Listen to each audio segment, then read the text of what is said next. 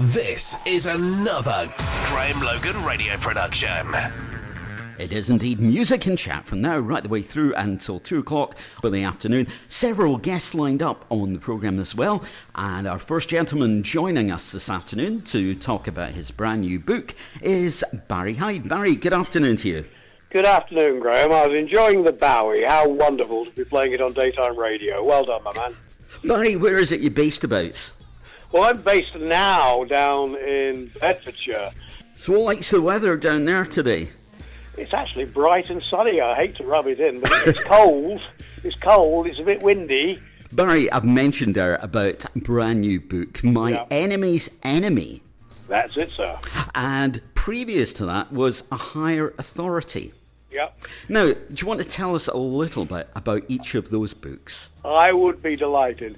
It's a series that I've created, in fact. And the novels are about a young Oxford graduate with a gift for languages. He actually joins MI5 and is then seconded to a higher authority, hence the name of the first book. Now, a higher authority is an organization funded through government sources from around the world, which nobody would admit to. I mean, really, countries have to be seen to be playing it straight and sometimes can't get at the bad guys. And this is where the organization comes in. Our hero is given the code name Jonathan to avoid contagion, as we say in the book. In other words, it's not his real name. And he's trained at an old British army camp in Kenya. Okay. And he meets and falls in love with his colleague Zan, who's a Chinese girl. And they are catapulted into the world of industrial espionage. And the two of them in the first book find out how a company has been able to grow at lightning speed. And they find themselves embroiled in kidnapping, drug running, money laundering, and murder.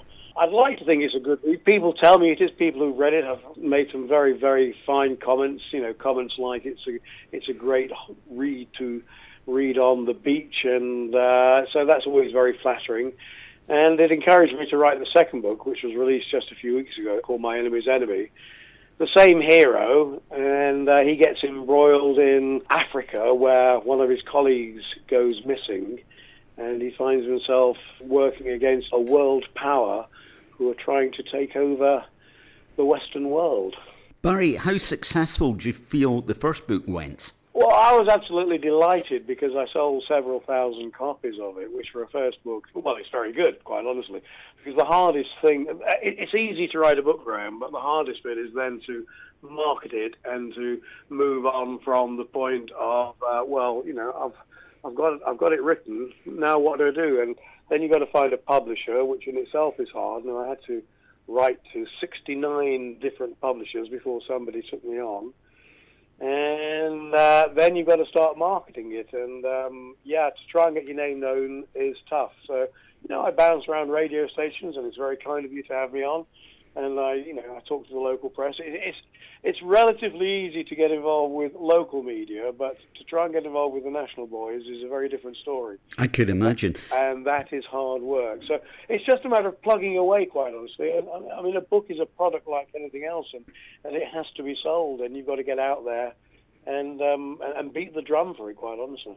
Do you think the first one took you longer to write? Well, that's an interesting one. The first one took me probably about a year to write. The second one took me longer, but I had a few other things because life does take over with that. But when I'm actually writing, when I'm in the groove or the muse, as they call it in the industry, I try to write about 1,000 words a day. Now, a book can be anything between 70,000 and 100,000 words long. My first book was 75. My second book was slightly longer, it was 85,000 words long. I think you get more confident it's like anything. The more you do something, the easier it becomes. And I became more confident with the second book. And it's given me the impetus now for the third in the series, which I've basically scoped. And it's just a matter now of getting down to write it. That's the easy bit. Okay, I was going to say to you, is there going to be another one? But you've answered that question. Well, yes. I mean, people say, shouldn't you do something different, Barrie? And I say, well, yeah, I actually like this character, and I like where it's going. And I think the thing is, I like a good adventure yarn. as a kid, I used to read people like Len Dayton and Alistair MacLean, Neville Shue, Wilbur Smith, that sort of thing. And that's the sort of marketplace I'm aiming at, I suppose. And the character and where I can take the character excites me because, people say, well, isn't it a bit far-fetched to have an organisation which is under the radar, as it were? And I say, well, actually, if you think about it, there was an organisation found within the British Army in Belfast in the early 70s doing just this. So is it as far-fetched as people would suggest? And I'd like to think there's a certain amount of realism, quite honestly.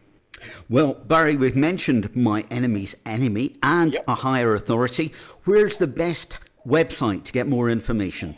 Well, I can give you my website, if I may, yes. Which is Barrie Hyde, Barrie as in J.M. Barrie, who was born just up the road from you yourselves, I believe, Barrie, barriehyde.wix.com/books, BOOKS-seller, SELLER.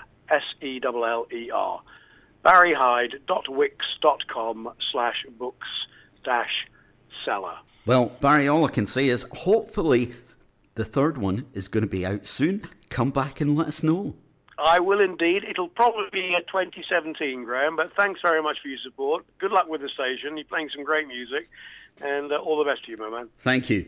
Nice Cheers. to chat to you. Bye-bye. Bye-bye now. Our first guest on the programme today, and that was Barrie Hyde. It's all to do with the second in the series of his book, My Enemy's Enemy.